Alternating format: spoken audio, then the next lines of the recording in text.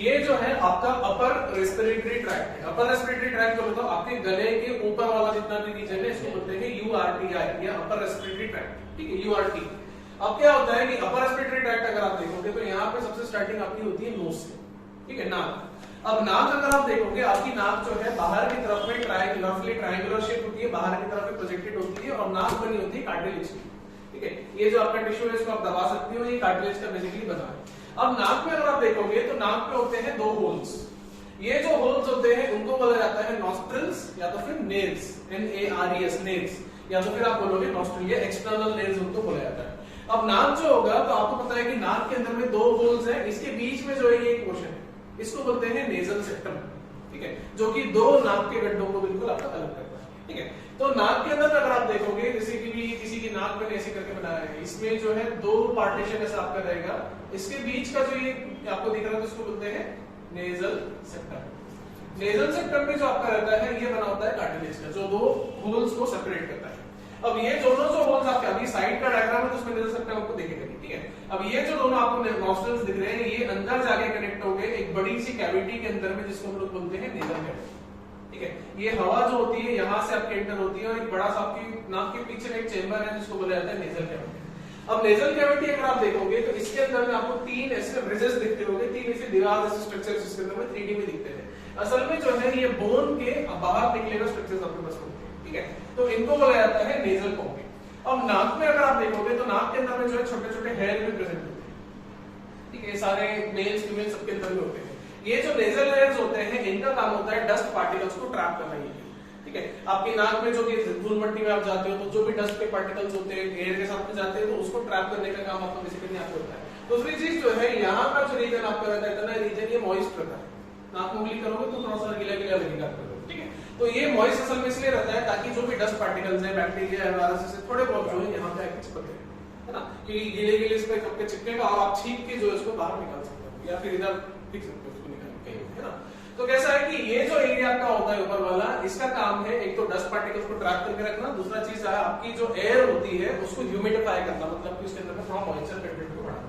ठीक है, तो ये नेजल कैविटी आपका आता है। नेजल कैविटी अगर आप देखोगे तो ये आगे की तरफ एक ट्यूब में आपके गले पीछे गले की तरफ के रीजन में जो है नेजोफेरिंक्स में एंटर होती है। ठीक है, अब फेरिंक्स बोले तो ये गले का रीजन आपका होता है, जिसको हम लोग हिंदी में हलक बोलते हैं। ठीक है, तो ये नाक का जो रीजन आपका रहता है ये आपका कनेक्ट होता है नेजोफेरिंक्स के अंदर।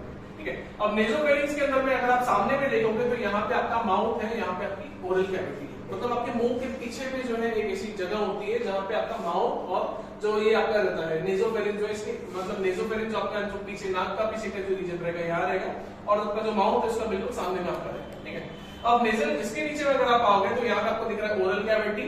दूसरी चीज जो है अगर आप बहुत बड़ा सा मुंह खोलोगे, जबान को नीचे दबाओगे तो आपको किसी जबान जैसी दिखती है पीछे में, छोटी जबान जिसको बोलते हैं, देखा कभी, जैसे हम मुंह खोलते हैं तो ऐसे लटकता हुआ दिखता है कुछ ऊपर से, उसको बोलते हैं हम लोग यूवुला। यूवुला एक असल में वेस्टिजियल ऑर्गन है, इसका कोई अब आपकी बॉडी में काम नहीं है। ठीक है, ये लटकता रहता है बस, वैसे इसका कोई अब काम हमारे पास में नहीं होता है। अब इसके नीचे में अगर आप आओगे तो एक रीजन आता है जिसको बोलते हैं ओरोफेरिंक्स। ओरोफेरिंक्स जो है आपके जो माउथ के रीजन, जो ओरल कैविटी के नीचे का रीजन होता है उसको बोला जाता है ओरोफेरिंक्स। ठीक है, ओरो मतलब ओरल, फेरिंक्स बोले तो हलक का रीजन, तो ये हो गया आपका बेसिकली ओरोफेरिंक्स। ओरोफेरिंक्स रीजन के अंदर में क्या होता है कि आपका जो नाक वाला सिस्टम होता है और आपका जो मुंह वाला रीजन होता है ये दोनों आपके कनेक्ट होते हैं।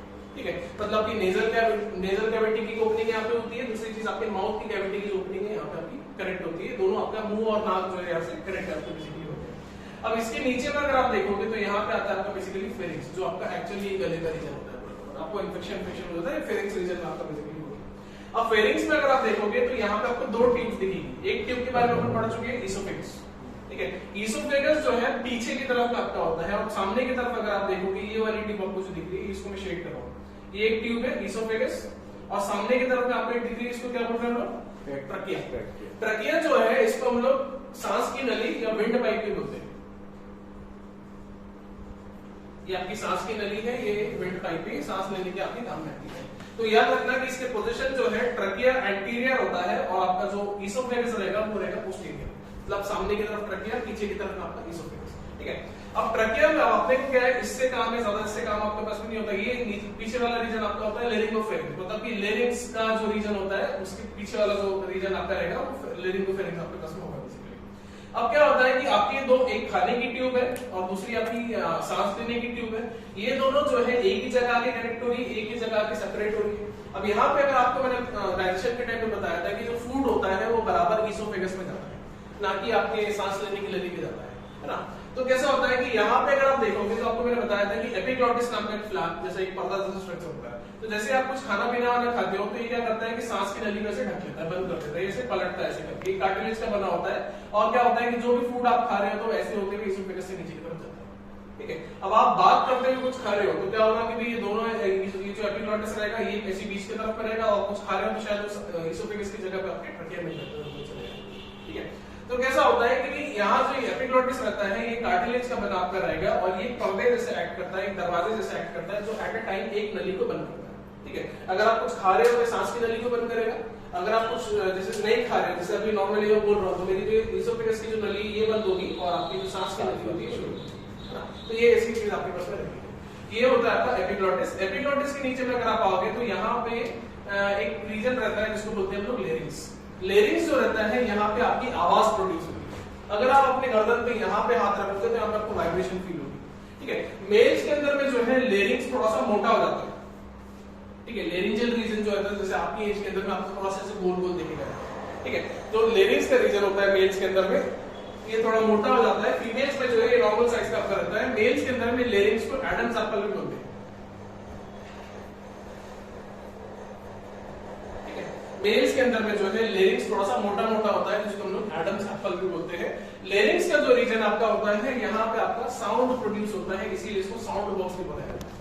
ये जो लेरिंजियल रीजन होता है कैसा होगा क्योंकि आपके अंदर से हवा आती है और ये हवा जो है यहाँ पे आपकी से रुक जाती है, और यहाँ पे जो है इसको जोर से छोड़ा जाता है, जिसकी वजह से हवा ऐसे वाइब्रेट होती है। ठीक है, और ये वाइब्रेशन की वजह से जो है आप इधर फील कर सकते हो, ये वाइब्रेशन की वजह से जो आपकी आवाज प्रोड्यूस होती है। अब मेल्स में अगर आप देखोगे तो एडम्स एप्पल थोड़ा सा चौड़ा चौड़ा सा होता है, बड़ा बड़ा सा आपका फैला हुआ सा आपको दिखेगा। इसकी वजह से जो है मेल की आवाज होती है लो पिच। लो पिच मतलब भारी आवाज।